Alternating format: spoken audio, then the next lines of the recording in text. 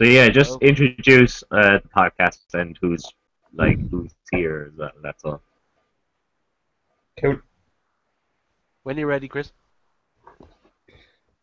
Hello and welcome to another edition of Nevermind the Buzzcast with myself, Chris, and we have James, Hey, Evan, Hello. and Stephen here this evening to discuss everything comic booky and media related. Without further ado, let's get cracking into it, guys. First and foremost, reading at the moment. Well, anything that's sticking out that you've read over the past week? Batman issue 40. Yeah, same here. Um, either of you guys, Stephen or Evan, have either of you read it yet or have an idea of what happens in it? I'm quite behind on my DC. Yeah, same here. I'm not a DC man. Like, I'm Okay. still. Oh, you weren't here. I was basically telling the guys that I've been reading up on Berserk lately.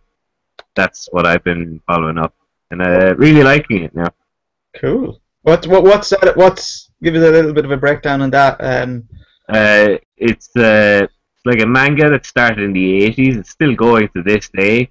It's all like swords and sorcery, that kind of thing. Like really kind of grim and stuff, but kind of weird at times as well. But very good overall. And who's the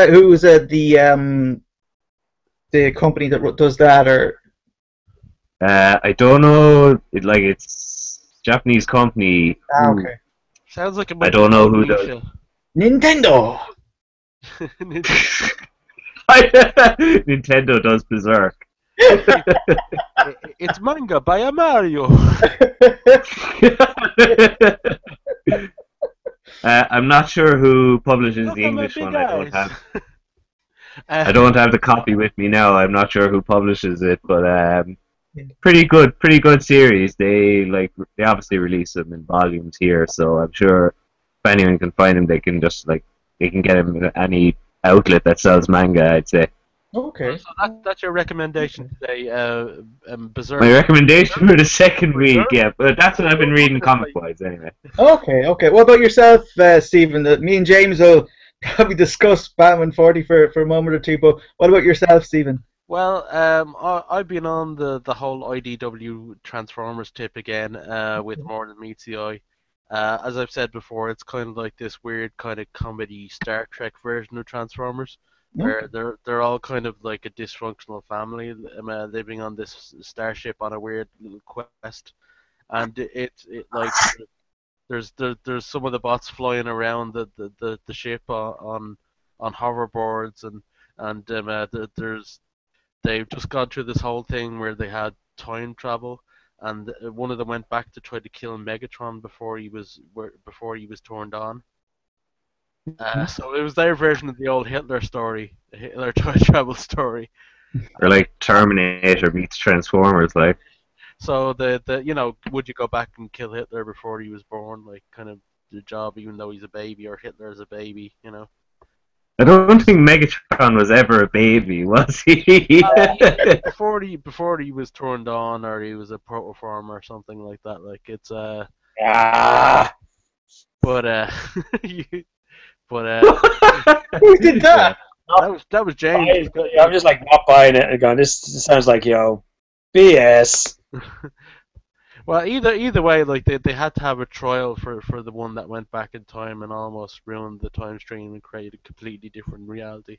Okay. Yeah, okay. And just the Decepticon Justice Division, which is basically the Zealots I mentioned before, are on the way to try to sort out Megatron, like probably kill him because he's gone against his own Decepticon way, So that was interesting, and I was reading a few graphic novels from Titan.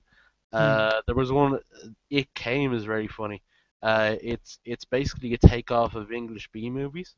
Okay. The an alien saucer lands in old world England, and this doctor of science, Dr. Boy Brett finds happens across it, and there's all kinds of takes off of old school things, the way they deal with women, uh, some of the characters are obviously the cast of the Carry On movies. So one of the characters is basically St. James, and I recommend that definitely. Okay. Other than that, nothing at the moment. I'm in the middle of reading a lot of things. So how about yourselves, James? And I believe Chris wanted to talk about some Batman. Well, that's the thing. Don't know how much we can spoil, really. Yeah. Well, It's the final chapter in the end game storyline. Yeah. No, I haven't read it since Death of the Family. Yeah. Oh, okay. And it's Scott Snyder saying it's his last kind of Joker story as well. Yeah. Hmm. I got that from all the bits and pieces of previews and interviews I've seen. The Joker's back and is possibly magical. Well, without going into too much, then what did you think of it, James? What as an end note to the most recent Joker story? I think I said that it feels like it'd be a great last Batman story, kind of full stop in Yeah. a way. Yeah. And then you kind of go, there's certain little hints of how it's going to carry on, but it does feel kind of very final. Yeah.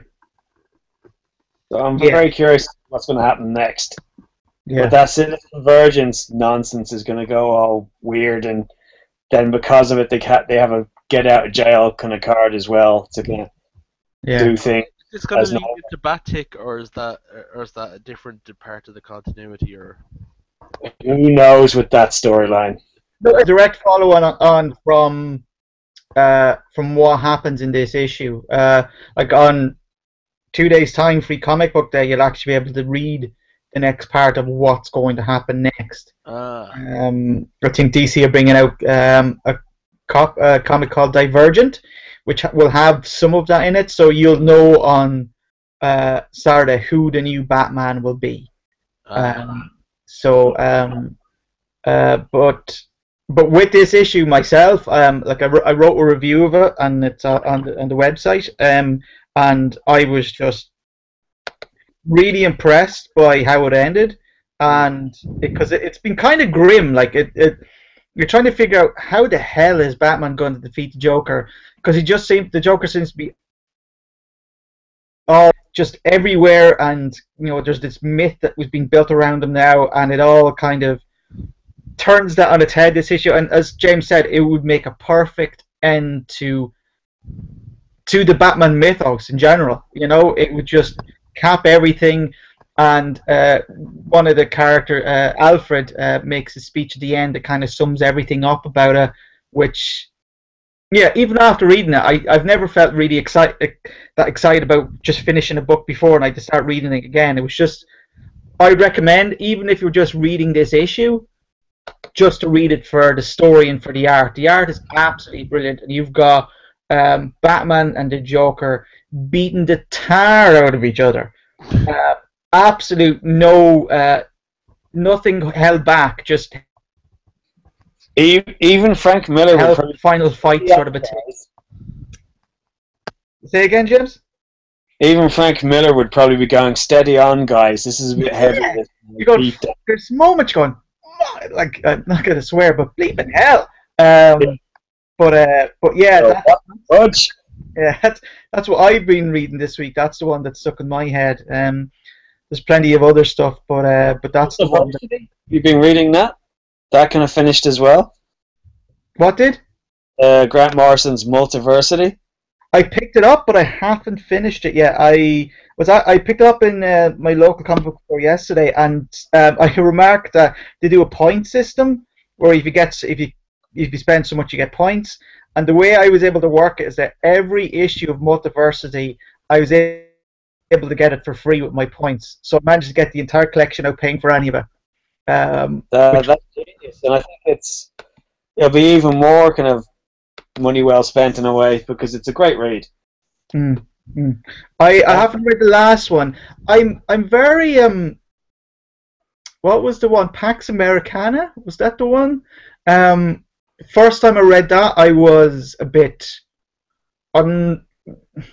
unmoved. Enamored of it, but when I reread it again, I started picking up things that I completely missed the first time around. I just thought was really good. Overall, I'm not sure what I think of the series. Maybe I'll finish this one when I have a chance to. But yeah, Grant Morrison can be pretty much mess with your head, you know. Yeah. Much is going on. Can't just read it. Lots of drugs again.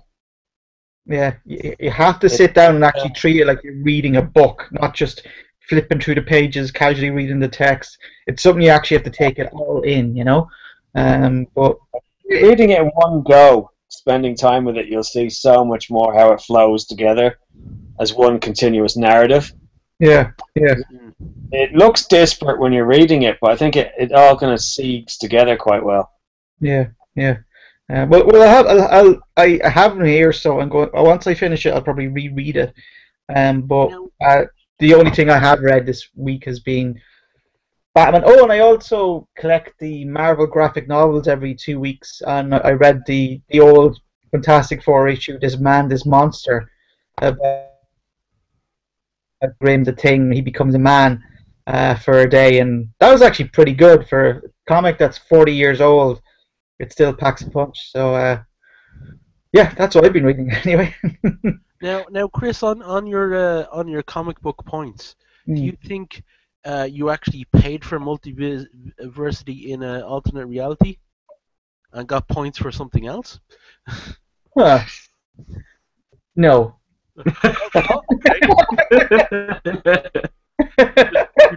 Wasn't playing along, Steve. Not playing along at all with that one. No. Okay. Maybe there's a universe out there where I'm not reading comics whatsoever, which is more terrifying to think of. Or he went along with Stephen's gag. Yeah. Not in this one. Not in Earth Prime or whatever you call it. Earth 2, it's like, nope, not happening. But speaking of Batman, and James mentioned Frank Miller a little bit while ago, he's coming back to write another bad adventure. What are your thoughts on that? I like The Dark Knight Returns was one of the first comics that got me back into comics, and I can it has a really it's important to me as a comic on its own. But after DK2 and a lot of his other stuff, post kind of ultra right wing nutcase, I'm just gonna go. I don't want to see this. I just want to remember The Dark Knight Returns being a kind of important work in my eyes, and not being diluted by some madman who can't draw anymore. Like, he was pretty competent before, but now he just can't. So I think he's getting other artists to do stuff for him now, isn't he? He's being very lazy about his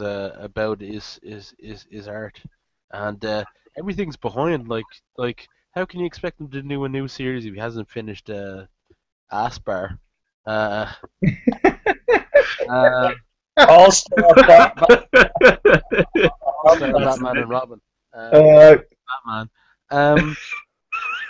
It's like he thinks that he can actually bring the aesthetic he had in Sin City into superhero comics, and even in Sin City, the last chapter had him back is really, really weird. Even for Sin City. Is it alcohol or drugs he's being eaten up alive by? Both, I think. Both. Probably everything. I think it's the hat that he's always wearing. I think Hypnotoad is under there or something. What's that starfish mind control thing that's in the Justice? Yeah. The guy just seems to have problems. To name that Starro. Yeah. What's the starfish? Starro. It's like, yeah, stupid James. Why didn't you know that? Will anyone even try, maybe if it's a mini series, even try the first issue, or will you just kind of go, nope, not for me? Are you just wiping it completely away, wiping it completely off your radar? I think the completest fanboy in me will probably read it just so I know, and then How I'll bad feel it sad is. about it afterwards. Yeah. You'll just feel a bit lower inside. Yeah, then I'll probably just have a shower trying to forget the whole thing. Though sometimes the weird thing is, we were talking about Grant Morrison, and I think we generally all consider Grant Morrison to be quite good. If some of his stuff is a little too out there, Hmm. sometimes, like I think the whole Final Crisis thing was like, this is too dense for a superhero comic. This is like, this doesn't fit with what we have to move on with, like, men in capes, like, Yeah. punching each other. Uh, but he actually seems to think Frank is on is doing something really clever. Okay. And he said on podcasts that he was on this really long. Grant Morrison was on this really long one called Fat Man and Batman. It was 2 parts with Kevin Smith. And if you listen to it, he has some really great stories about how he does transcendental meditation and was scared off by scorpion gods. But As seriously, you do. Typical Catholic, huh? but no, but he believed a lot of that stuff. Is I saw in Nameless is new comic out from Images is obviously done from how he thinks he's actually uh, connecting with other dimensions through his meditations, and he's Mm. had a few really dodgy, scary Rips, basically. experiences. Yeah, Issue 5, we find out Frank Miller is the he's had villain. nice ones, but he seems to think Oh, that Frank Miller's in the prison in that space asteroid He's in thing. prison. yeah, Frank Miller That's is. for doing Dark Knight Strikes Again. Frank Miller's in the right wing of the space asteroid. Oh, Uh, very Frank I'll give Miller's DB oh, Cooper. but yeah, he seems to think that Frank is doing something very specific that a lot of people aren't getting. I would have had a hard time explaining it because I wouldn't understand what Grant is saying. It's kind of like the way I think he was accounting it the same way that people didn't realize the Killing Joke was meant to be the final Joker story. It's just that DC wouldn't let it be. I read that as well, and how Batman kills Joker in the end, and I don't buy that. I don't buy Yeah, that at I all. think actually someone was it who said that it wasn't specifically wasn't even supposed to be like it just accidentally looked like Batman had killed the Joker. Exactly. It doesn't specifically. It's left open. Like you don't actually see him twist his neck, or whatever. But this is what Grant Morrison states that Alan meant this to either to be an Elseworld or just like with them to go with it, and he was never expecting it to be full continuity, like as it was taken on. Yeah, that's fair enough. But I've read that a few times, and I never would have. Raped Commissioner Gordon somewhere off panel, but it's because there's some very dodgy stuff on panel. Yeah, yeah, that was that. I think that was the first kind of adult comic in a way that I'd Yeah. read that that depicted things that you wouldn't usually see in a comic. Like you've got these very graphic images of Barbara Gordon going, "This is a Batman comic. Why am I seeing her lying there in very compromise? I suppose word it's compromised position." And that was quite dark and disturbing. But Yeah. I didn't read it as an Elseworld. I just read it as itself that. The crippling of Barbara Gordon was the start of her time when she would become Oracle. But this is No. It was made proper continuity, but I don't think I the don't think intention Alan was. expected them to do that. Okay, It that's was fair enough. even labelled an Elseworlds thing during one of the reprints. What was it? Uh, I just don't. Yeah, it just doesn't read as it. There's nothing clear that would indicate it is Elseworlds because I would not have interpreted Batman killing the Joker at the end as all. Just Batman reaching out to the Joker and the Joker going, "No, this is our dance. This is what we're going to do for the rest of our lives," and that's it. That's how it ends. It's just the vicious circle will keep going. But because I don't see Batman unless he's written by Frank Miller killing anyone or telling or getting Robin to eat rats for a couple of weeks, you know. In Dark Knight Returns. Hmm? He didn't actually kill the Joker in Dark Knight Returns. Joker finished it. No, actually doesn't. There He's was tempted that time. There was that time that he set those thugs on fire, and then I think had sex with Black Canary on their remains. That might qualify as a bit of a bending of the rules, I'd imagine. And it was Irish Ninja, Black Canary. with our Irish brogue and strangely high kicks out of nowhere. Oh dear. But, Comic books. Oh, comic books. Well, Frank Miller.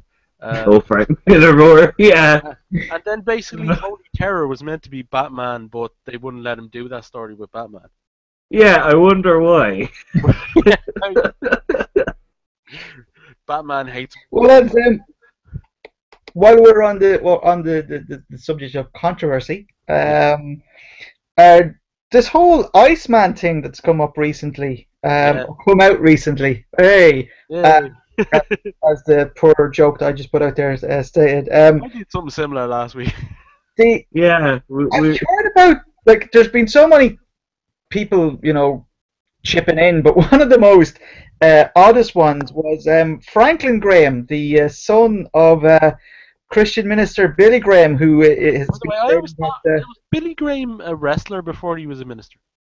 Or I don't know. Another Billy Graham. It sounds like a wrestler's name. You know, there was a superstar Billy Graham. Billy Graham! There was a superstar Billy Graham, and I'm not sure if he went into ministry after he finished wrestling. I don't know. I honestly don't know. Like, well, I'll have to look that up. But, maybe we'll invite him on next week as a podcast. We'll ask him, yeah.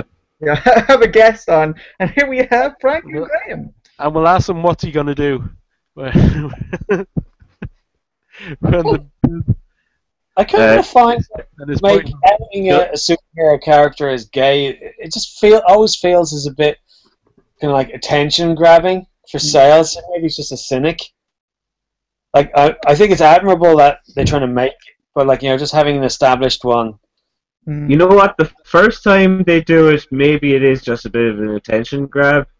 All the subsequent times after that, I'd say, is pretty alright. Like, then it's more like this is just normal. Like, we're just putting it in there. Like, just cut for a second, guys, because Stephen, I just got your 2 emails right now. No way.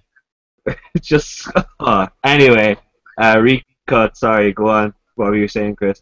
I was just saying that when I heard about it, it felt weirdly tacked on for the like. I haven't read that X-Men in a while, but from what I've read of past issues and all the rest, it just felt like, who will we make gay? Iceman. You know, it just kind of. I don't think it's like, if he is, doesn't really matter. But it just felt like it was a bit of a forced story just to have someone there who is. For the sake of it, more than value, I suppose. It just feels like you're just tacking something on for the sake of it, you know, to be more PC. And in a way, I can understand where they're coming from, but at the same time, it just feels forced. But again, I haven't read the issue. I haven't read the last few issues, so I don't know how they particularly executed it well or not. Sorry, Chris. If I could read out some of his Facebook page here. This is another attempt to indoctrinate our young people to accept this destructive lifestyle. God's word says homosexuality is a sin, and we should be all on our guard against all sin. God calls us to repent, turn from our sins, and put in trust to His Son, Jesus Christ, who died and rose again to pay the penalty for sin. And the sound of guns shooting in the air. I sounded so saying that stuff, like, you know. I can see why people love him. Old Franklin Graham. He doesn't sound at all mental. This seems to be the running theme of this week. Is just slightly people who are slightly off. Yep.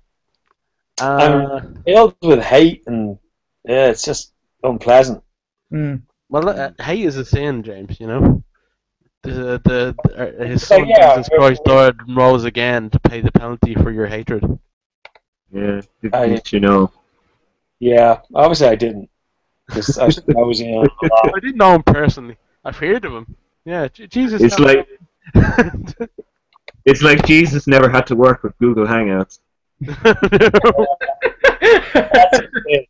Google Hangouts is a goddamn saying.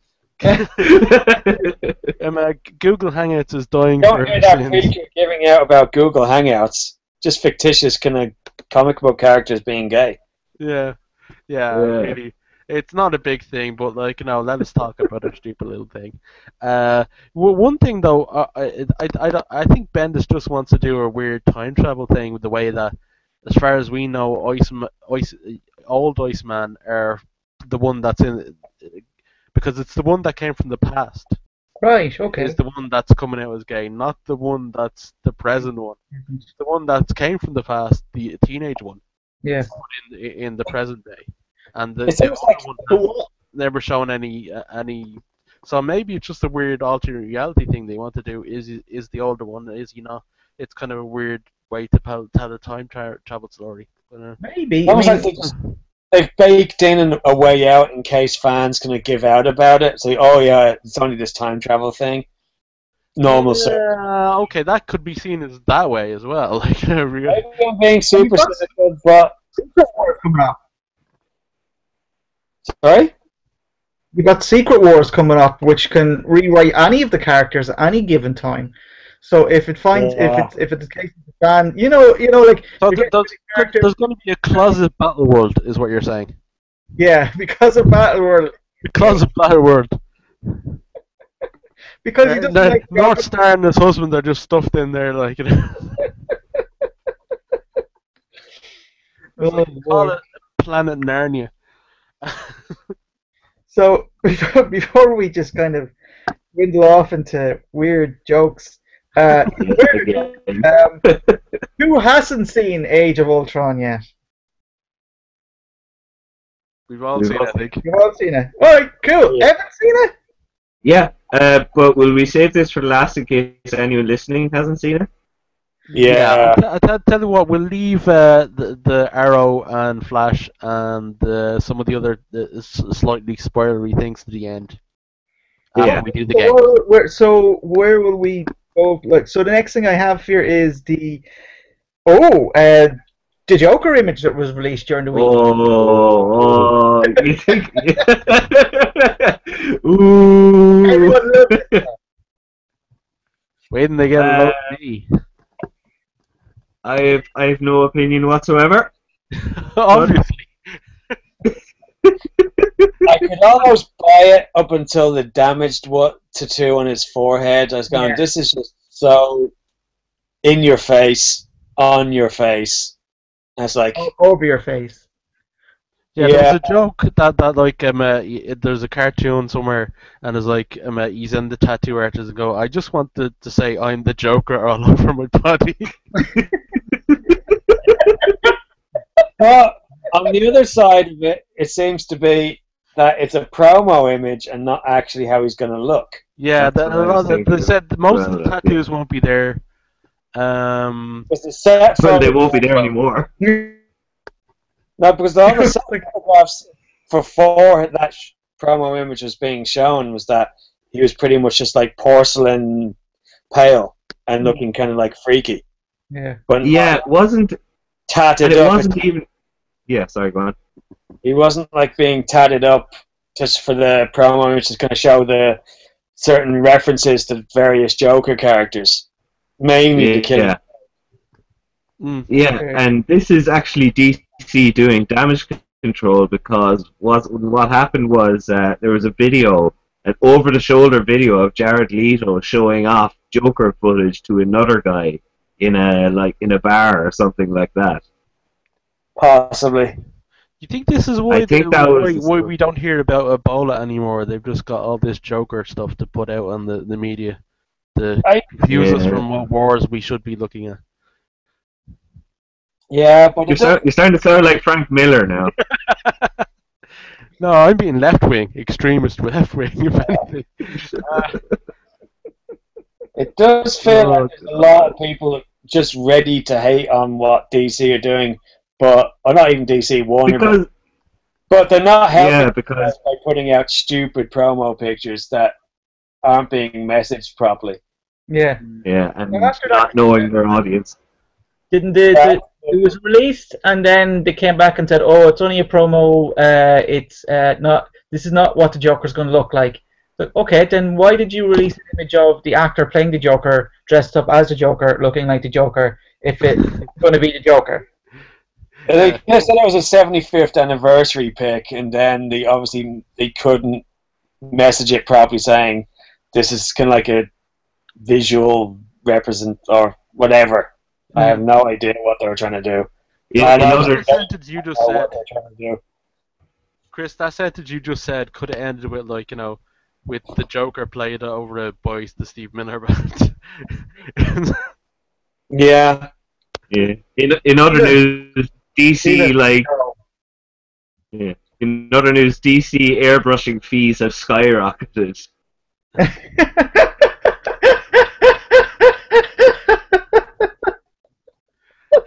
Oh god, Well, heavy well, heavy well, editing well, due well, for BBS or Suicide Squad. Rather. Did you there was another image. I don't want to get from the Joker, but there was an image released of man. Was either yesterday or today. Has anyone seen that? the full color suit from the torso up, yeah. Yeah. I haven't actually. Just one of Batman, is it? Yeah, it's not sure. It looks pretty convincing, but not sure. It has been officially released, so whether it's fake or not. But it looks okay. It looks very Dark Knight-ish, Dark Knight Returns-ish. That's it with the grey, pretty much grey and black. Ah, yeah, they've always been going for that aesthetic. Like, just look at the symbol. Yeah. Frank Miller, huge. Yeah, like Okay. if it's just like it looks like it's based on the promo pictures they released last week of the Superman and Batman ones with the symbols kind of being ripped across the poster. So it's like someone cleaned that up. Yeah. I'd say it was official because Warner Brothers have requested it to be taken down. So yeah. Oh, wait, am I looking at it differently? Have a quick look, quick, before they take it down again. I wondered. Wait, unless that's the one. It looks very It looks fine. Just like almost like a mugshot, isn't it? Yeah. It's the one I'm thinking of. yeah. We'll see. It's fair to see it in motion, right? Is anyone here actually excited for any DC movies coming up? I'm I kind believe of excited for Suicide Squad. For Suicide Squad? Yeah. Yeah, I think it's going to be the most interesting. David Ayer involved. Some nice cast choices. It's going to be a weird kind of Dirty Dozen kind of film. Yeah, that's because it's not just the bog standard films that DC have been thinking of serving up, like. And as the next thing the article I found was saying, Hollywood Reporter they're getting all these anecdotes of how like DC's kind of plan with Justice League and all that is falling apart a bit. Yeah, you can check it out on the docket there. I read the link. But, yeah, it's just basically they've no kind of person properly in charge. Zack Snyder is trying to be, but he's kind of just losing it a bit because he can't keep tabs on everything because he's trying to direct BVS for one thing, and that's why Feige was over the whole Marvel thing because he's a producer. He doesn't have to spend time actually working on a film. He can just kind of be in the background, figuring out all the threads behind it, that kind of way. Yeah, they do need someone to take charge, but you can't have a director directing their big movies and trying to marshal the other films at the same time.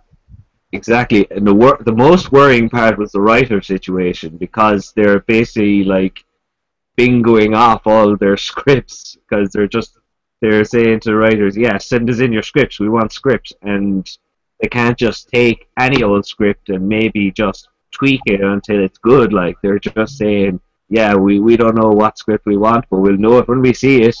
Yeah, it's a bit like that. There's no actual line. They're not working towards anything definitively. They have a vague idea. Yeah. Really All characters together for some reason, but can you write that road to it rather than work towards it? So that would be a fear that ultimately the Justice League film, it'll happen, but you won't feel that it's earned its right to exist. Yeah. Like, they're trying to not be Marvel, but the problem is, not being Marvel means not being successful in this case. I've absolutely nothing in theory, I've nothing against DC doing good films and stuff like that, but they just haven't yet. They've put out like a film that's divided people, but nothing that's knocked it out of the park. Like, I think the thing here is that it's not DC. It's WB. Yeah, because DC, and this is might be the problem in itself. DC was at one stage within the Warner Brothers organization, the org chart, actually put under R&D. So it's basically like, yeah, we can get films out of that division, and not with the Lucius Fox of Warner, was what you're saying. Without coming up with the cool gadgets. Yeah, it's been like. So you don't have anyone from DC, like you have what? Jeff Johns. He's probably Jeff Johns. He's doing most of the media stuff. So he can't. Yeah, go ahead. He can't kind of be doing everything on his own per se because Marvel Studios have a brain trust. Yeah. Where like Bendis, Quesada, like Feige, like a lot of others talking to each other. Yeah. Yeah. And like, fair enough. Like some people look down on Marvel Disney for like being kind of vicious with their directors, saying they can't do whatever they want, like the Edgar Wright thing with Ant-Man. Yeah. But at least they know what they want. At least with WB, it's like, do you guys even know what you're trying to sell? Do you even know your audience anymore? Like, you're just every step you take is a fall. Like, what are you guys doing up there, really? It should be really easy with the amount of stuff that you have to work off.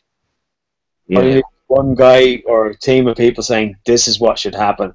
Here are the stories that you can actually get to where you want to be. Yeah. Just make these how they work in films. Like, you know, it's not going to be a straight transfer, but work these as your blueprint and move from there. Yeah. It's sad, lads. That's the main thing that I'm taking from this. It's kind of sad to see them kind of flounder so much with so much.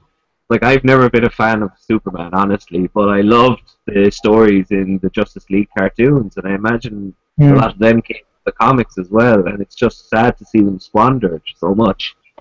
I was listening to Dan Harmon the yesterday morning, and he put he doesn't like the idea of Superman saying a lot of the things like they're saying in the trailer for Batman and Superman in the kind of way, but he called Superman a hysterical crybaby pajama man from outer space.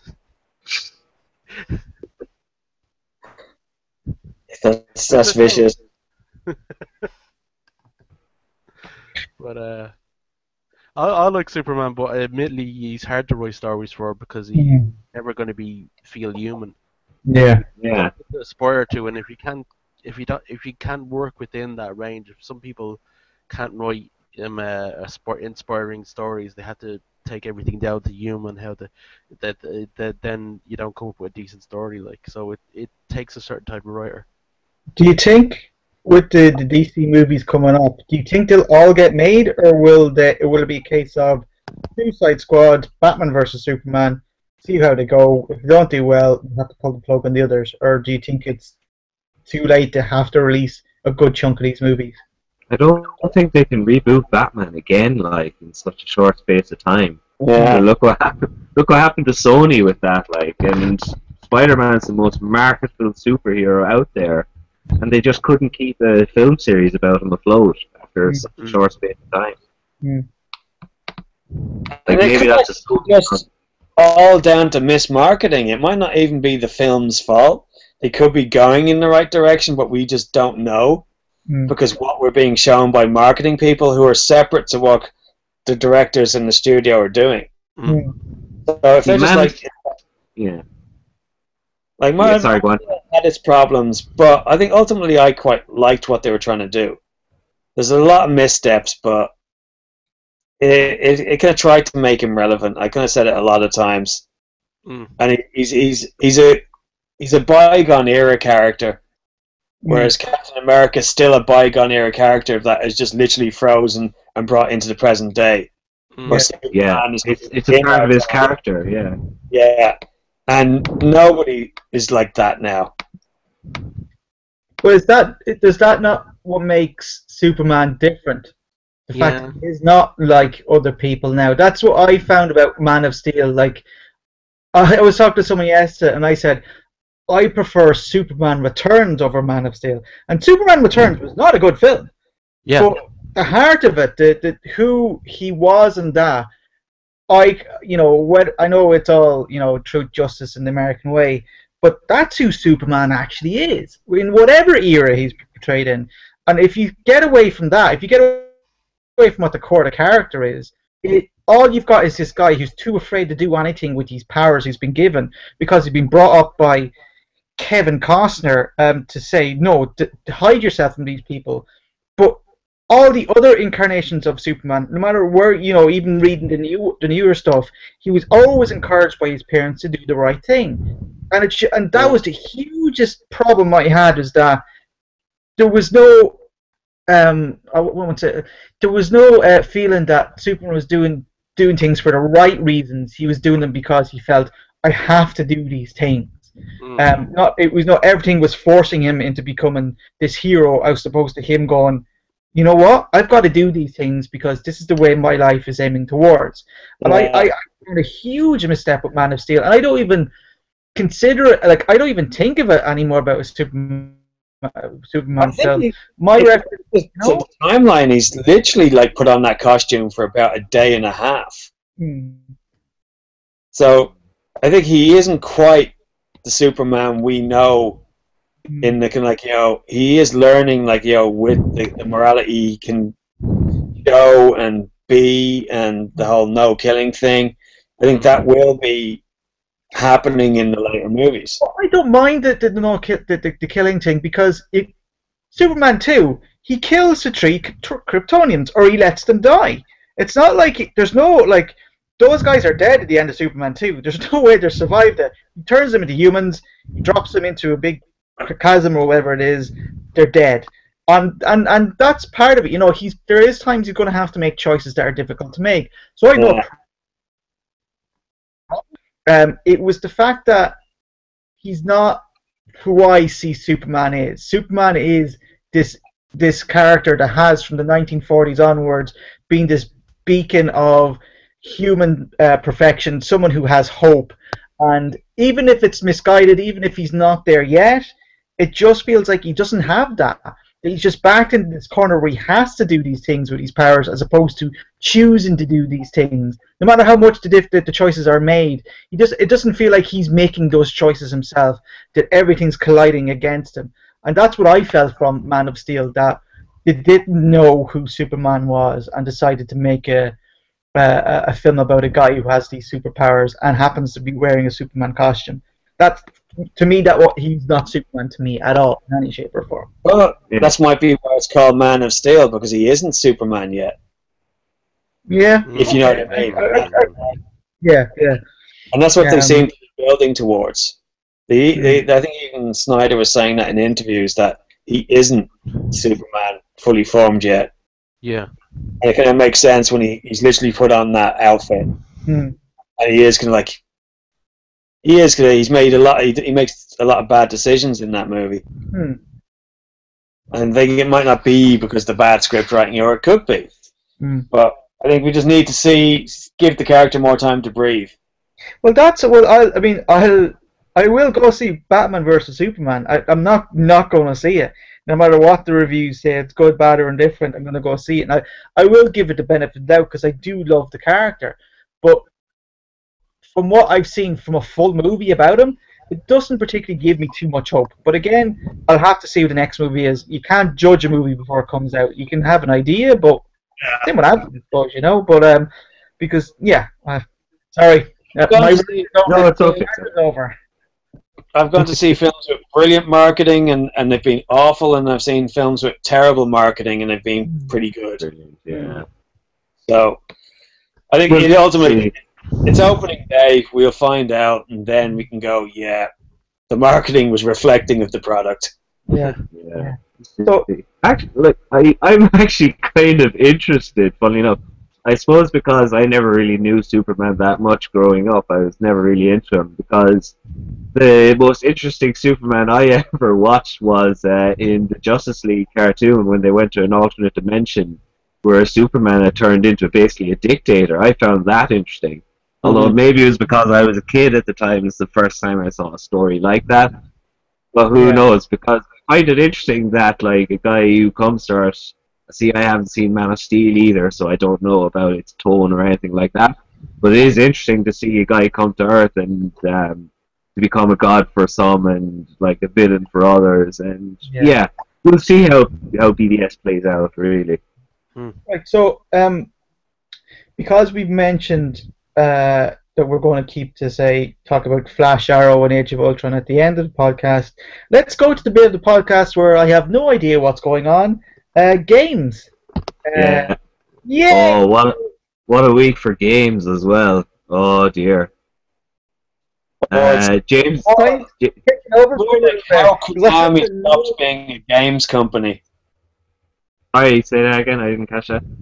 It's more like how Konami stopped being a games company. How they stuck to pachinko machines and stuff like that.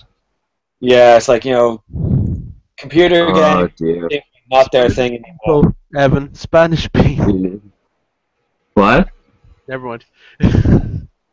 What'd you say? I like you just kind of cut out. What'd you say? Spanish people. Spanish people? Yeah, Yeah, pachinko machines. No, pachinko is Japanese. Japanese. Ah, Yeah. Yeah. It's this awful little like gambling machine that kind of like skirts the gambling law in Japan, basically. And Konami make them now, and they don't make anything else. Gambling law in Japan, of all places. Yeah, it's illegal, I think. Yeah. Like pachinko just kind of makes it kind of very Certainly not grey China. area. Yeah, but anyway, do you want to take this up, James, or will I?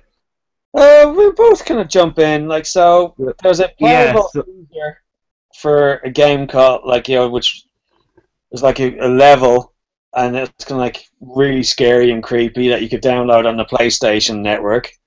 And people loved it. People absolutely were fighting at the chomping at the bit for it, like. And it was like a co-production. It was like a co-effort between Guillermo del Toro and Hideo Kojima. So you had two heavyweights, like a gaming god and then a horror kind of fantasy god, doing a game together that seemed to on paper look great. Yeah, and Norman Reedus was attached to it as well. Yeah, his likeness and voice. Yeah. Yeah, so it was really gunning for some big movers and shakers, and then this had started a long time ago. If you ever follow a guy called Jim Sterling, he had basically said years ago how Konami are hopeless at marketing for one thing, and they're just vindictive every other time. Like, he said he once had to fight to get a review of a game that he liked out, and Konami wouldn't be. They were just made it so hard for him to get that review out. And after he criticized them for what they were doing, they blacklisted them straight away. And basically, it's been getting worse ever since. And Game Informer has basically gotten a few a few people together, and they're saying that it's just hell working for Konami lately, because management have been kind of going on this tirade lately that everyone is below them, that kind of way, and they don't care what anyone says. It's basically the class bullies at school at this stage. Right. So we have this game that's not going to happen now that looked like it was going to like blow everyone's socks off. It's like if someone said like Arkham Knight wasn't going to come out all of a sudden. It's almost like if there was a name producer, like some visibly identifiable guy, who said this guy's a genius. Let's any game he releases or is part of, buy it. And it's like suddenly he gets fired or gets very sketchy about why he's not visible anymore, and then by the way, the game's not happening, and you're going like, what the hell? Like, this is the kind of company that, about Kojima, like, when they were having their dispute with him, they went back to their back catalogue and scrubbed Kojima's name from all of the games he was attached to. Gee. That's nasty. Yeah, they put them back because they realized, oh god, they won't sell anymore. Yeah. But like, this is the kind of people we're talking about right here. So yeah, it's getting very it looks like they're going to exit the computer game business by the way they're carrying on. Because they're just not. Yeah, they delisted themselves from, I think, was it Wall Street or somewhere else? Yeah. The New York Stock Exchange. Yeah. Usually that wouldn't be an issue, like no one would care, but it was the timing involved basically when all this trouble was going ahead. But it's an absolute shame. It's impossible to figure out why they're doing all of this. Like, this is something that Konami's upper management have been kind of heading towards all this time, and a lot of people are going to lose out on it, and they don't seem to care really. Like, they even removed the playable demo that was done, and you can. I think it's finally gone from PSN, but if you had bought it online, you'd still own it at least. At least they didn't scrub from people's hard drives. That's the one thing they have going for. They could pull the digital license, and then it'd just be a waste of space on your hard drive. Yeah, exactly. It's just. And what else did they do? They've been messing up their own games again. Like the Silent Hill HD collection. Apparently, they sent it off to some guys who didn't know what they were doing, and they had games that had bugs that didn't exist in the original PS2 games, audio bugs. And it ran worse than the actual PS2 versions. Yeah. Like, the frame rate drops were worse than the PS2. It's unbelievable. It's unbelievable. It's like seeing your 2 feet and saying, yeah, I could shoot both at the same time. Yeah. Yeah, so it's probably one of the most depressing news stories to come out this year for gaming anyway. So I think. Who's excited for Black Ops 3 then? Again, not really into games. Games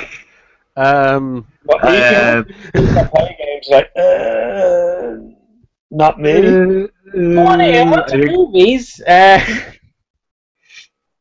think I'll stick with Mankind Divided. I'll be fine with that, thanks. Oh yes. Yeah. And then the new Batman Arkham Knight trailer looks pretty good. Like the I love that trailer. I really did like that trailer. I'm not overgone on the design for Robin, but Azrael is in it. Yes. The newer Azrael, not the one that took over from Batman. The newer Jean-Paul Valley, was that his name? Was it? I can't remember. That was the original guy. Yeah, but this one's one that's replaced him since as Azrael. Kind of a more monkish, slightly Assassin's Creed look with the red cross on the front and everything. So it's really bringing out the whole he's an agent for religious order thing more than the original Azrael did in the costume. He's kind of like a priest knight with a big giant sword, you know. Okay. Well, I haven't seen the Yeah. trailer myself, but I'm looking forward to the game, though. Oh yeah, most definitely. Mm. That's great, lads. That's great. You're the host, man. You're the host. You're supposed to tell us to scoot on, like. Right. So, after all that very interesting talk about video games, we're going to move on to the movies and TV section. So, who wants to discuss what first? Do you want to leave Age of Ultron to the very last, or do you want to get right into it? I don't Very know. Okay. Okay. Sorry, what are we We'll doing? be talking about. Um, We're not doing Age of Ultron just yet. We're going to talk a little bit about TV shows. So we're going to go to. Who here is happy that Daredevil's getting a second season? Yes, definitely. everyone. Yeah, I watched actually finished this today, so I did watch all of them now. Oh yeah. And it ended incredibly satisfactory for me.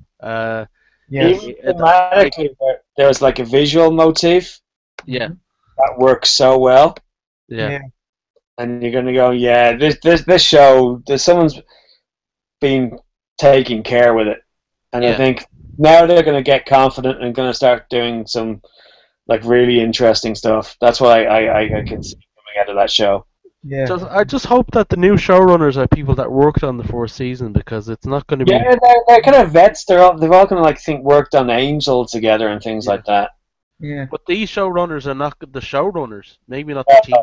Like The showrunners are going to Greenberg, leave. Greenberg and Stephen S. tonight, isn't it? Yeah. Yeah, but I Maybe still Drew think Goddard. Yeah. So yeah, no, it ended really well, and there's a few threads there that they could easily take in. Spoilers. The whole thing with Madame Gao seems open. There's He involved in Iron Fist stuff. Yeah, no, it could. There could be a lot of crossover with Iron Fist, especially with Daredevil, because of the whole chast and the hand stuff. Like Nobu's clan is most likely the Hand. That's what Kingpin was afraid of with him. Like, Yeah. and that's what Nick was around for, something very underhanded with the Hand. So that's most likely going to be a big thing that comes up. There was a few surprising deaths. I won't go into that, but like there was ones that I didn't expect to happen. There was two I didn't expect to happen. There was like what, and then what? I thought that the bad guy death wasn't out of the way, but the one good guy death was like that. I wasn't expecting that to happen. What I found interesting about that was I kind of was rooting a little bit for the Kingpin, because you could see the kind of weirdly human side to him. You could see Yeah. where he came from, and while the good guy death time, but the very next episode of it, I did not like the Kingpin at all. I just completely everything about him. No, sorry, Yeah. don't trust it with him, and I completely 100% turned against him. And I suppose that's it. It's really interesting what they did with that character. But Yeah. what I found out the last episode, without going into too much detail, was I saw Daredevil and I saw the Kingpin and just said, "Oh my God, that's Daredevil! That's Daredevil on screen right now." And there's the Kingpin, and all. It was so iconic, and it kind of went just all out in the last episode. Everything was building up to it. Yeah, And if he had a white suit on, you would have been there. If Kingpin had a white suit on, Yeah, that wouldn't have worked as classy as it does in the comics, though. It would have looked No, but- weird, the big fella with a white suit on. I mean, there was a bit where he walks out of his truck, the Kingpin walks out of the truck, and he's standing there, Yeah. and you're just going, wow, Yeah, yeah. that's Wilson Fisk right there. And Yeah. then he goes down an alleyway, and then you see the first reveal of the costume, Daredevil's costume. Go, that's Daredevil. Yeah. And I, even when I was watching it, I was my girlfriend was there, and I was going, "That's Daredevil! That's Daredevil!" And she was like, "Going, yes, it is. Of course it is." But no, it's actually Daredevil. It's so like It's not Ben Affleck, it's Daredevil. um, No, One thing, there's the whole chance that Owlsley's son will become the Owl, because there was always like Leonard Owlsley is the Owl in the comics, Mm. the other crime boss that has a fairly weird haircut and has an owl aesthetic, but and there's the chance that lad Melvin that created his suit would Oh somehow yeah, go against Daredevil and become the Gladiator, because you see him with all those buzzsaws. yeah, Uh, so he could create maybe the girl that he's so obsessed with, like he's obviously got a mental disability. mm. He whoever he's obsessed with actually gets killed, and he goes mad at Daredevil for not keeping his promise. Yeah, I could see that happening. Uh, with them, and then create himself like some kind of massive gladiator suit with buzzsaws and stuff like that. yeah. Um, Well, I don't know. I kind of see where you're coming from, but I think that's what they did in that scene when they fought. That he was using the chainsaws, he was using the blades and all of that, and you can kind of go, okay. I just saw that as a nod, but that would be it. It's like in his workshop, I didn't see it, but when I went back and I had a look, you even see the stilts that were there for Stiltman. So I think these are more glorified Like nods as Easter opposed eggs? to. More like Easter eggs, Huh? you're thinking? Or is it more yeah. Easter eggs? Here, this is what we're showing you, but that's it. We're going to Yeah. hit. He has the name of the Gladiator gladiator. had these blades, but that's the nod we're going to get, and that's it. I could be wrong. Stephen could be right, but that's my feeling on it. That they're not But going to there's the go. option to go there, and there would be a legitimate reason if that girl he's looking to protect was killed, and he Yeah, thought Daredevil let her be killed by not keeping his promise. yeah. So there's something. Maybe that could go there, but there's so many ways it can go. But in the meantime, we'll have Jessica Jones. We'll have maybe Iron Fist, and I think we're gonna have we're gonna have Luke Cage first, and then Iron Fist last. do But you think we'll have them before another season of Daredevil? we'll probably have the Defenders before another season of Daredevil. They'll probably Okay. get together before Daredevil. Because Daredevil is 2016, Daredevil is next year. That Yeah. means we're going to have 4 different Marvel series before Daredevil comes back. Yeah. That's not bad. That's not bad. That's stuff to look forward to. If it's the same quality, yeah, by all means, bring it on. Yeah, yeah. But okay. So anyone here watched Constantine? I did, and I liked it. I thought, yeah, there's a lot to like. I thought the lead actor embodied the character quite well. Hmm. I Like the didn't. story was it wasn't as edgy as I was hoping. It's still kind of a bit like mainstream TV safe. Mm-hmm. And some of the magic is just like, he sprouts gobbledygook and then stuff happens. Yeah. You don't get a feeling of magic. It has its problems, but overall, it's got still got potential. Do you think? I think if it got a second season, which is very long odds of an if, it could actually grow into a classic show. Okay. Well, why? What's the reasons for it not getting a second season? Is it a case of very poor viewing? I think the ratings aren't as strong as they hoped. I thought it has a good lead in because Grimm seems to be popular on the network, Mm-hmm. and it's not kind of keeping those viewers. Yeah. So, yeah. and I don't think it's their show. I think it's still Warner Brothers Television. Yeah. Yeah. So the network doesn't make as much money off it. Okay. Okay. So just cold hard numbers. So Yeah, what? I think they actually let it. Who will call it? Who will say no to a second season? Or anyone here holding out hope for a second season? I'm I'd still like to see it, but maybe with a different network. They were talking about sending it to a different network, maybe one that could do a higher rated show. Sci-fi, I think, were mentioned at one stage. Yeah, but would they do like a more adult show in sci-fi? Yeah, they skirt around it, Yeah. but so it's anyone's guess. It could make it or it might not. We'll find out in a couple of weeks. Yeah. Okay. So from something that may not be coming back to 2 shows that are ending the end of their particular seasons, Arrow and the Flash. Who's caught up on those particular programs? I'm up. I haven't watched this week's episode of Arrow, but definitely I'm up to date on the Flash. Yeah. I haven't watched either of these weeks. I've seen last week's, but not either of them for this week. Evan and James, do you No, I watch these shows? I do. I quite enjoy them at that as well. Cool. That's good to hear. How about Evan? No, you still know me. Terrible at TV shows. Well, I think we're safe enough, but the amount of rewatching you have to do, you'll probably forget anything we've said. Yeah. No. Like, don't worry about spoilers for me. I don't mind spoilers even for stuff I watch. Like. Yeah. But What I like about these two shows is that it's a shared universe, and they're introducing characters all over the place. yeah, But they seem to be showing it with a bit of care and kind of passion. That, despite some shortcomings visually, that you're kind of really liking what they're doing. They're bringing a lot of kind of fun into it. Yeah, definitely. It just, like with the Flash, the last I saw was they had gone into Harrison Wells' secret compartment and found out who he really was. Like, there's no doubt whatsoever who this guy is now.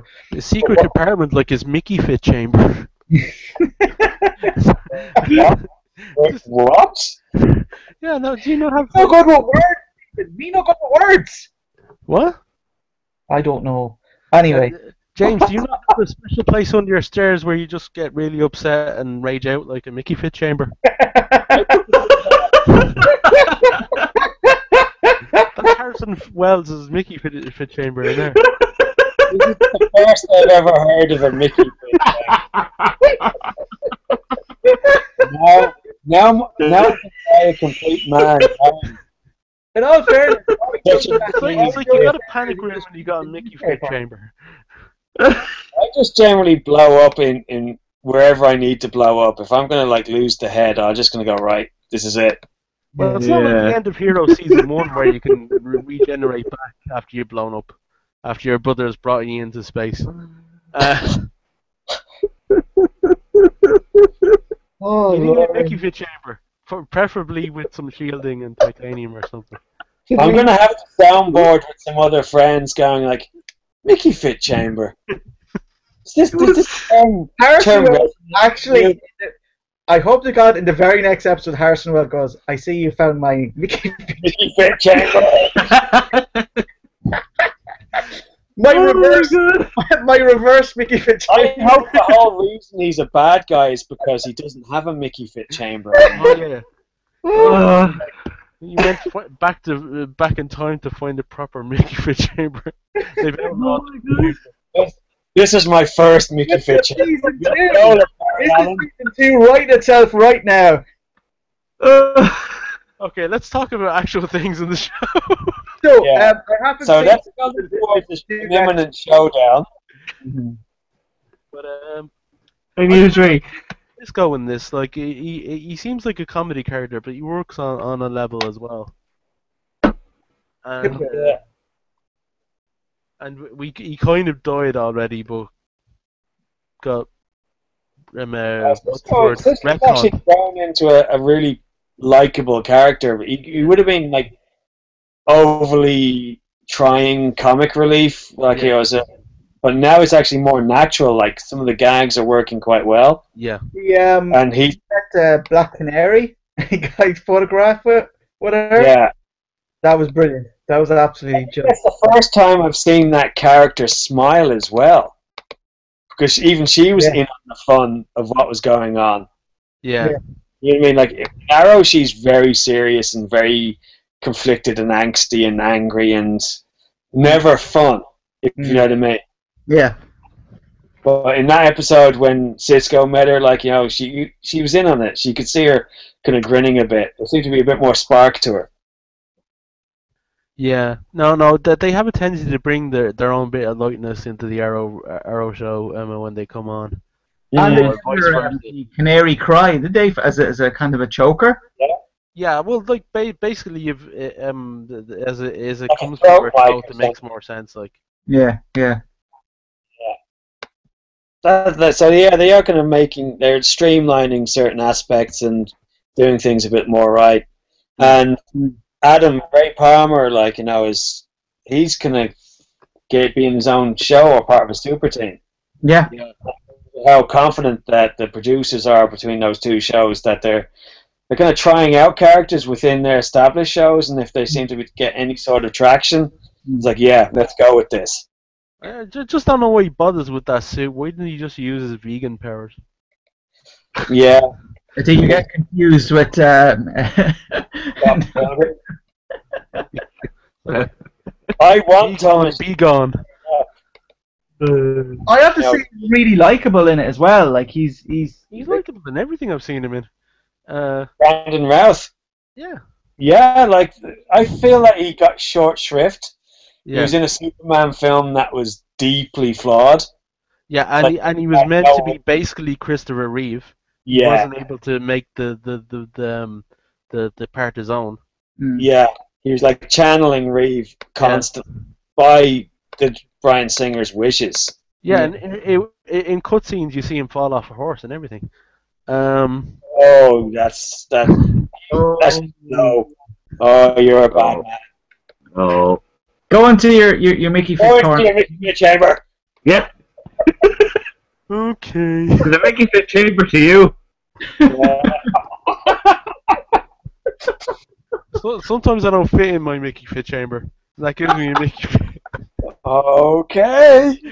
There's someone in my Mickey Fit chamber. So reverse Flash.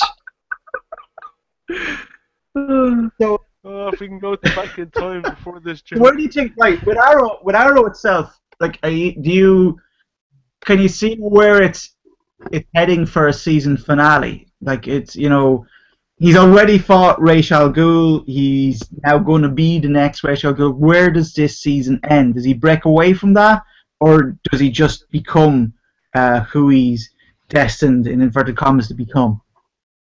Part of you thinks that they're just going to have to kind of press that season, like the next season reset button, and everything will be back to kind of like, you know, within the first episode of the kind of season 5 or 4.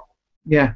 You know, it'll be back to normal, but they kind of tend to do crazy stuff, so you almost think like, yeah, like he will be whatever the new Ra's al Ghul, and something else, like the whole season will be him trying to journey back to being Arrow again, or Green Arrow. Yeah. Have you taking on Green Arrow in some of the public, like they're actually going to start using that. They are like if we move over to Flash for a second, you know when they find the futuristic newspaper at the end, somebody zoomed in and had a look at the text, and it mentions Hawkgirl, Green Arrow, and also Wayne Enterprises in that page there. So you've got, at some stage Ollie is going to officially become Green Arrow. So it's quite interesting how they're going to be setting up Arrow before Arrow does, in a way. But I think in Flash, I suppose second show there they said Black Canary rather than Canary. Well, it was the sister that was Canary. Yeah, but I don't think she's ever said Black Canary. I think she has. Yeah, but it's a change up from when her sister was just Canary. Yeah. I'm looking forward to seeing how they're gonna get Ollie back to Starling City, but they can kind of do some good left of field stuff. So you kind of hope that they carry that on and do something mental. I think Ollie's Mickey Fit chamber is probably on the island, and Deathstroke is probably using it at the moment. That's why they're frenemies. So he's having it's a Mickey stroke. I think we may have a new title for our podcast. The Mickey Fit Chamber. Yeah. I think I'd actually go with it. I nearly was. So Canadian don't going on this joke every now and too much.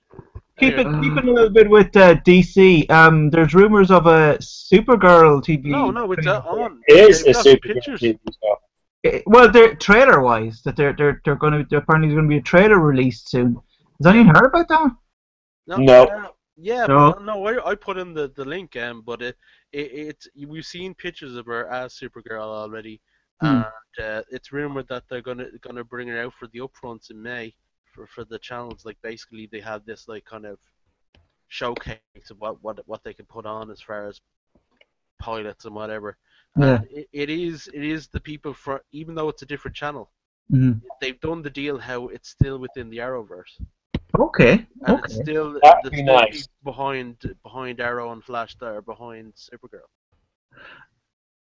And what are your initial thoughts about the actual show itself? Are you looking forward to a Supergirl TV series, or is it like, well, he said, Mm, you know, a second or third tier character, you know?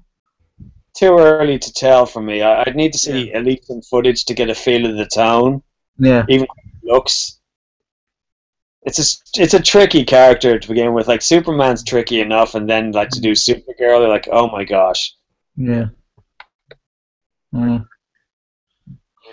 Just hope they don't go down the Smallville route with her. I don't think they will, but there's the. No, they seem to have her like fully fledged outfit and costume, so they're not going to have to wait for like what is it, 10 seasons or something before they even made a reference to the costume. Yeah. and your main character is 37-year-old actor. Yeah. He was 27 when he was playing 17 at the start. Oh yeah.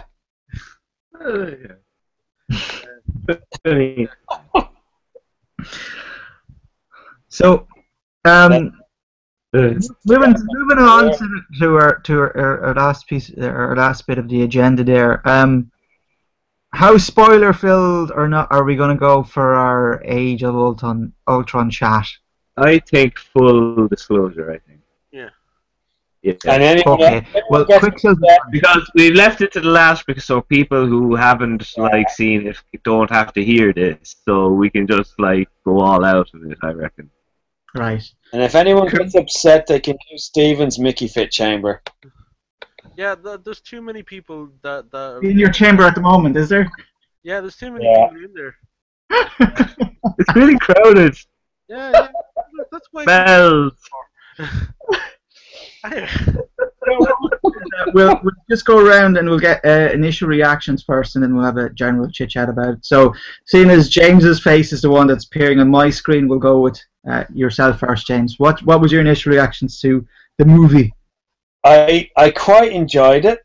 Like there's some great like Joss Whedon dialogue between the characters and slight irreverent humor and some clever build up. Like certain scenes have great payoffs. He kind of like lays the kind of like ground early, and then later on you get a great payoff.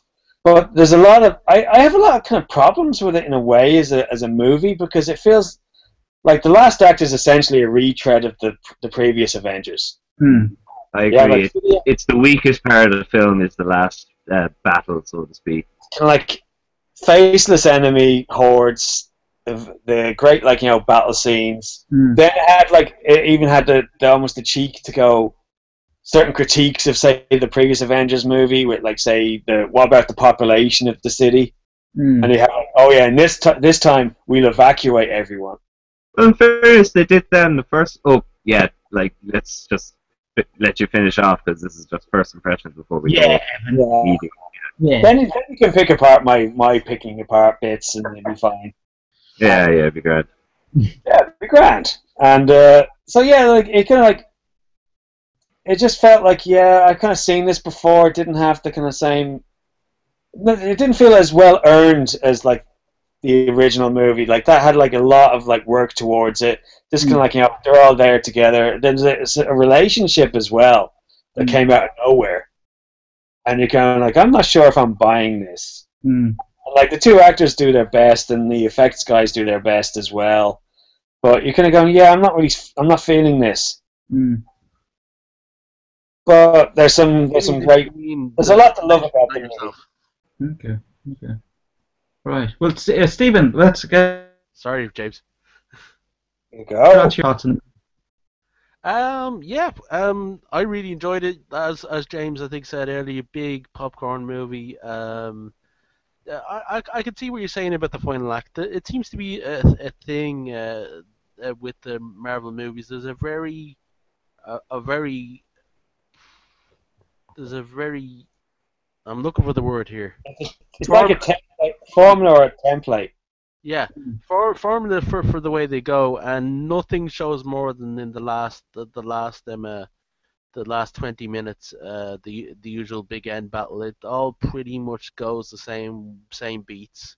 Yeah. I don't think there's anything wrong with it. Certainly enjoyable, but it may start to get a bit stale. Mm.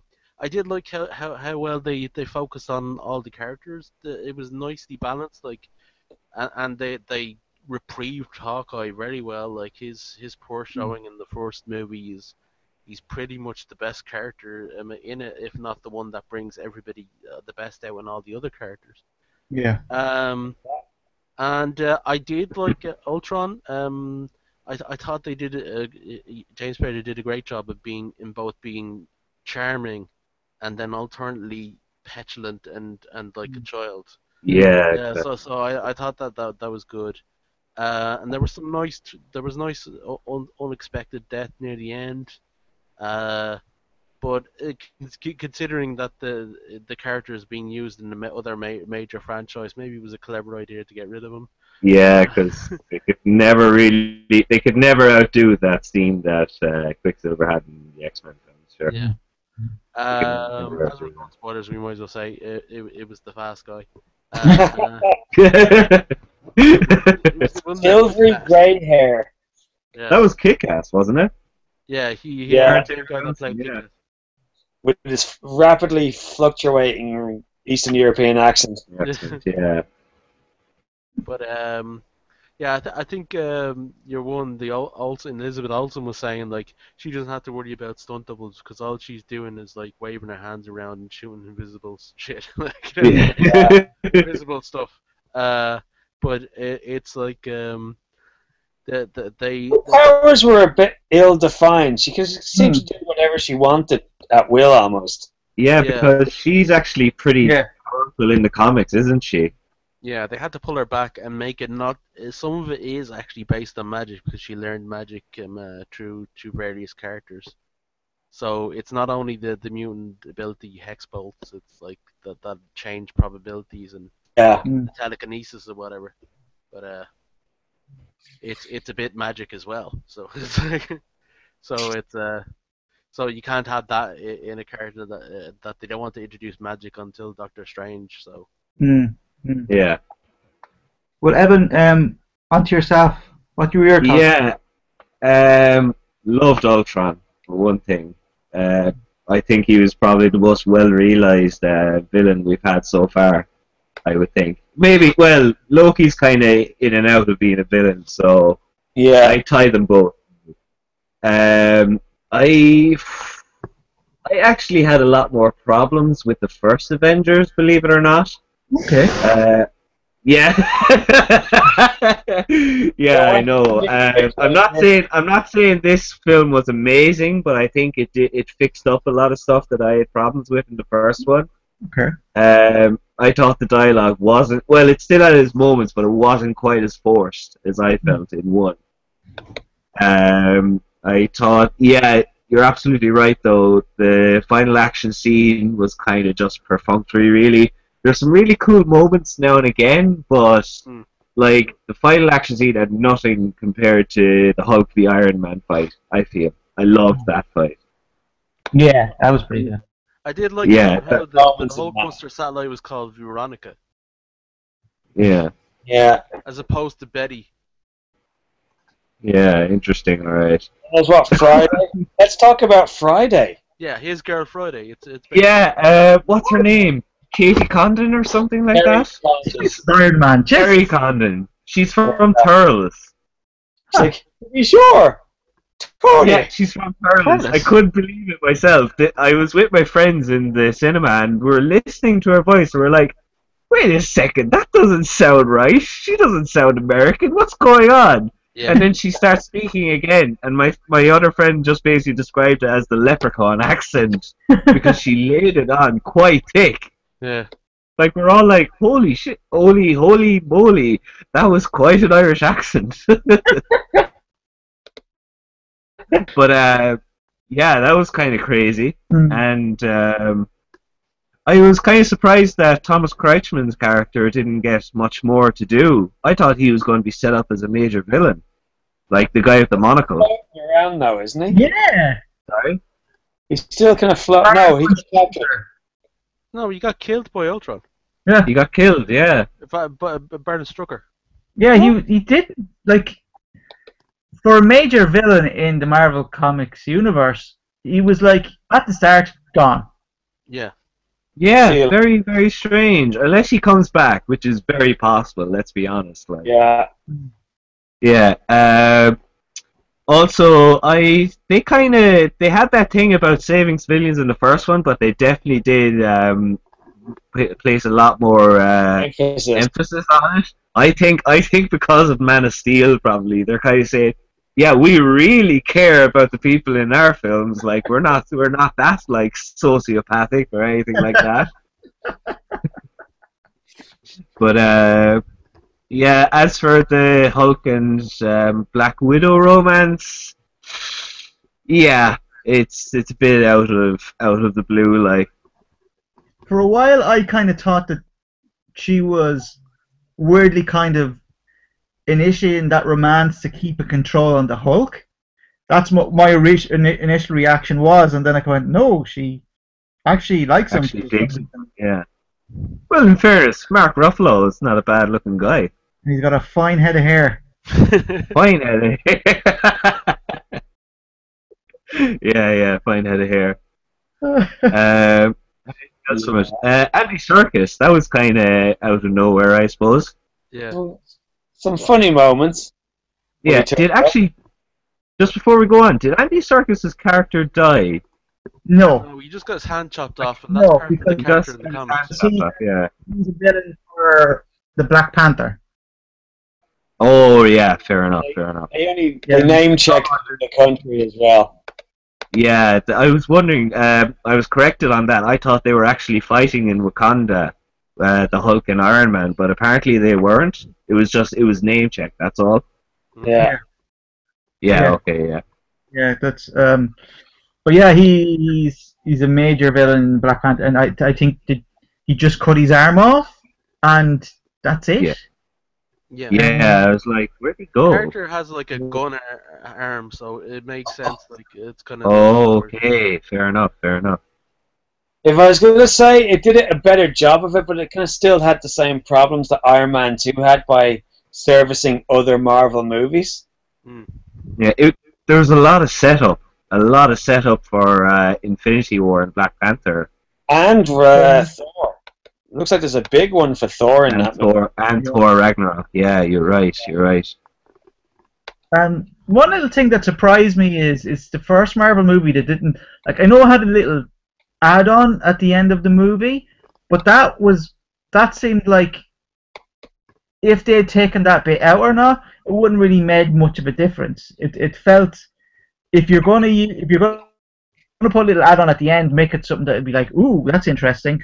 But we've already seen Thanos enough times to kind of go, we know who he is and we know what's going to happen. You know, it kind of felt like, Yeah.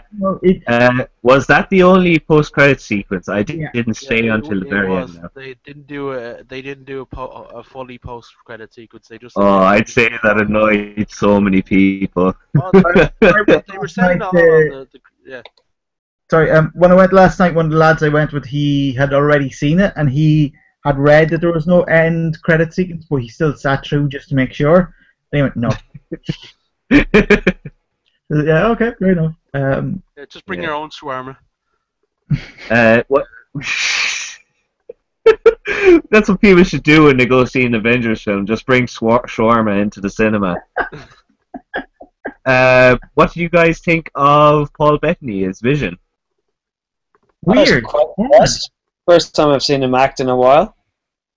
Yeah, it's nice to see him get some recognition at least. Yeah. Yeah. It was weird. I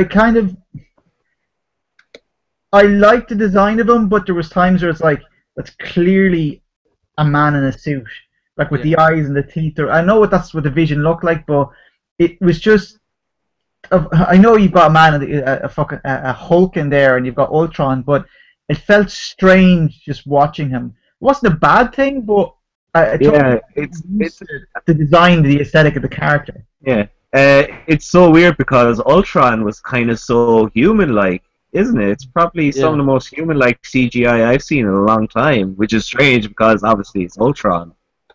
But he actually moved very nicely, like, and they did a good job on the facial animation as well. Mm.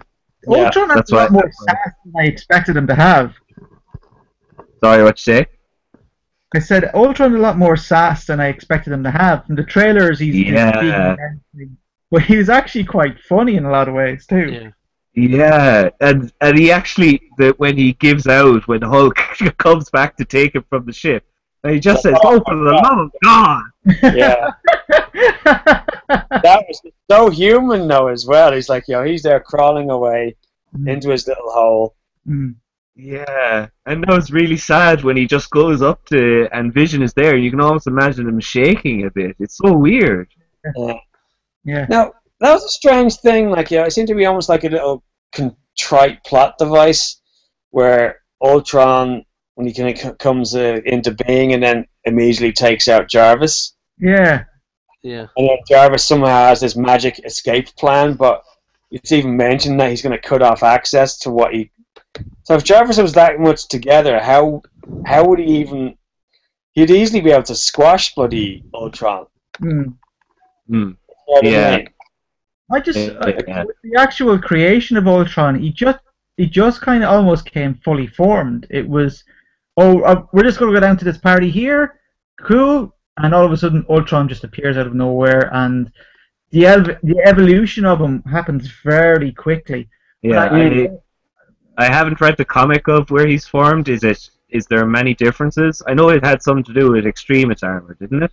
Well, in the comics, Yeah, he's been around for a while, but he kind of evolves from this machine that helps people into something that realizes that people are the problem. I felt Ultron just was almost there already, a villain as soon as he Pops out of the womb, like. Yeah. yeah, kind of, Damien fully formed in a way. I not that I had a problem with it, but it just pretty much rushed through that, and we have this bad guy already. And Yeah, it would have been nice if he maybe had maybe a few allusions to him in older films, maybe. Yeah, like again, they kind of didn't build up to it, which kind of No. showed you the care they had throughout the Phase 1 movies. Yeah. Yeah. So yeah, because and something like the Scepter is like a supercomputer, and then suddenly that is like just used like a bloody MacGuffin, and then just went, yeah, that's it, we're sorted. Yeah. And So, did you find that? the film didn't feel earned. It didn't feel natural. Like it's highly entertaining, and I am just picking the crap out of it. Oh no, like you're right to do so because like the more we pick the crap out of it, the better it might become. Like who knows? Maybe Kevin Feige is listening to this right now. Yeah. God damn those That's into one of our computers. Yeah, he probably No, is. this goes out on But YouTube. you're right. People You're right to can go on. criticize it. Yeah. But in the large Marvel scheme of things, where was it as good as the rest? Was it as solid as the first Avengers film? Where is it on the scale of maybe Iron Man 3 to Guardians of the Galaxy or Captain America? It's not Guardians of the Galaxy anyway. It's not as like unique and weird as and nicely weird as Guardians of the Galaxy. Yeah. I thought it was really funny. It hit the laughs for me more than Avengers 1. I feel more hit than miss. Messy at times. Messy at times seems to be the main thing. Like because like I said, it's doing a lot of things. It's being its own film, and then it's setting up Phase 3. Like and yeah, it had a lot to do. Iron Man 2, though, admittedly. Yeah, better than Iron Man 2. Yeah, easily better than Iron Man 2. Jeez. A way better villain, anyway. Yeah. Like Marvel films have had like problems with having proper villains. Mm. Yeah. So I think Yeah, Whedon because the got, heroes are kind of center stage the whole time. Mm. yeah, there's just something to get beaten up. Whereas like Whedon Like, has kind of given the Marvel universe like the films like good villains. Mm. yeah, that's what I'm worried about Thanos, because he can't possibly be like as good as all the setup leading up to his arrival can be. Like, Mm. He's just a he, big guy. Like even in the comics, he's not as a guy that has that much depth. he's not very nuanced. He's not very nuanced for a giant purple man with a funky glove. That loves Yeah. the personification of death. He's in love with death. Yeah, and there's actual personification of death in the Marvel universe. Yeah. Yeah, it'll be And he's interesting trying to to see get how they uh, show that. Man. Yeah, Tim him and Allen, huh? Deadpool are always fighting over. Sorry, Stephen, go ahead. I said Tim and Deadpool are always fighting over. Yeah, She's in love with Deadpool, but Thanos has a problem with that. yeah. Don't blame him. Don't blame him at all. Yeah, it'll be interesting to see how they actually bring in the really kind of universal stuff that comes in with Thanos, like universal scale stuff. Yeah. I just hope they don't bring in Star Fox and his rapist powers. What? I don't Y- think y- they were really you know- powers. Yeah, there's a character called Star Fox who Is Thanos' brother? and can he manipulate people? Is that was his actual power? Was it? I thought you were talking about like the Nintendo Star Fox, and I'm like, what? Star Fox does what? That's not what do a barrel roll means. Oh no, no! But no, basically Star Fox, and he's been brought to trial by She-Hulk in some of their comics. That Yeah. basically his powers basically To create influence lust other in people. people. Yeah. It's just iffy, you know. It's Yeah. not even the pheromone It's thing very- with Dakin, who was a dark character. Star Fox is meant to be a good guy, you know. Yeah. But just one last thing there. At the very end of Avengers, when Cap walks into the room and you've got the new set of Avengers, Yeah. how did you feel about that? I was quite impressed, to be honest. I kind of went, they're the new Avengers. Yeah. I was like, ooh, cool. I wasn't quite sure what was happening for a second, and then I realized, oh yeah, they kind of need a B team after all. Like they need a team to take up the mantle for whenever. Yeah. So. They want to leave it alone. What? Awful of them want to leave and do their own thing. Like Hulk is gone. Yeah. Tony seems to want to stop. You know. Yeah, he'll probably be only back for Civil War or something, Yeah. probably. Yeah. Yeah. In fairness, apart from Brody, they haven't had much development yet. But we'll see how it goes. I suppose that's the point of the Avengers films, like that they develop those characters a bit more. Like they can't always just have the same guys who are basically like family at this stage, constantly having the fight, then the argument, then the falling out, then the recombination. You can't always have that with the same people, at least. Did you? And you've still got Black Widow and Cap in there, so. Yeah. Yeah. Did you find there was? Yeah, and I said, Sorry, Evan. Go ahead. sorry. No, go ahead. No, you go first. You go first. You go first. My thing is the first Avengers film. They've just formed. This one they fought against Ultron. Was there enough?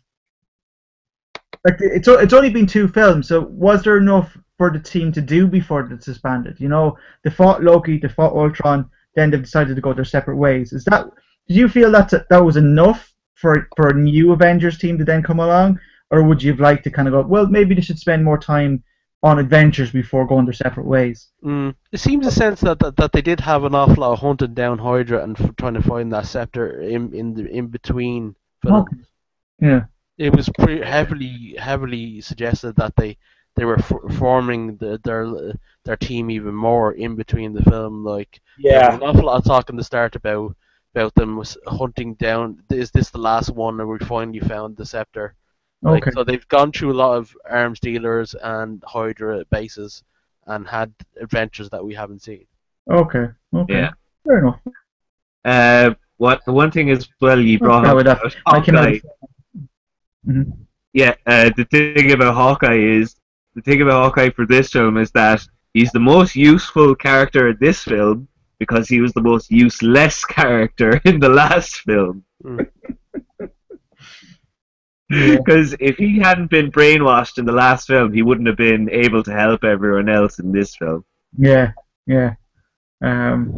Yeah, I liked Hawkeye a lot better, I'd say, and he was the more flesh. I think Josh Whedon said that he wanted more Hulk in this film, and he did, but the Hulk didn't really entertain me the way he did in the last one. He was Yeah, Hulk. sparing in the first one, so you got more kind of like better gags, moments with him. But in this one, he's there like a lot, and you can't really do it. Like Hulk smash after a while, kind of gets a bit bland. Yeah. There's not much Hulk can do except like Hulk smash and Hulk look sad, basically. Yeah. But actually, that being said, I did enjoy his moment in the plane. I thought that was a nice shot, at least. Yeah. You did feel a bit of sadness that he is isolating himself. Yeah. Yeah. It was kind of. But like it is open the smartness quotient of the Hulk that you can start a plane going. That's what I mean. No, the plane. He did switch off like the comms thing when like Natasha is trying to talk him in, like talk to him. Yeah. Seemed like But the plane was going already, but yeah, he turned off the comms alright himself. Yeah, he was slowly changing the banner at that stage. Yeah. So I think it might be a bit more Grey Hulk kind of vibe going on there or something. Maybe. Interesting, yeah. But any of you guys remember your favorite line?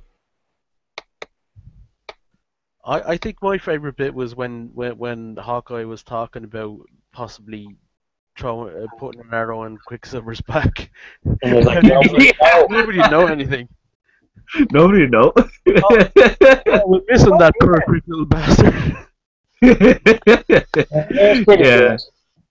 I think my favorite line, because it had so much kind of like poignance, was like when I'm going to go pure spoilers, like when Ultron is saying like, you're just hopelessly naive, and then he goes, "Well, I was born yesterday." Like it's a corny line, but it's so well delivered. Yeah. Like I see what you mean. He makes it work. Yeah, and that part of that speech was basically like Vision was saying like your first reaction to seeing Earth's problems was completely extreme. Like you can't, he's saying he's open to everything they can be. Humans can be good or bad. So it's like he had a very extremist like this will never be fixed unless we do something really big. Yeah. Whereas the Vision's trying to be a lot more open minded about it. Okay. He's realized like in his new life he can't take anything on his first feeling, like kind of thing. Yeah. Yeah, you go, Chris. Well, no, I was just going to try and wrap it up, but if you want to say...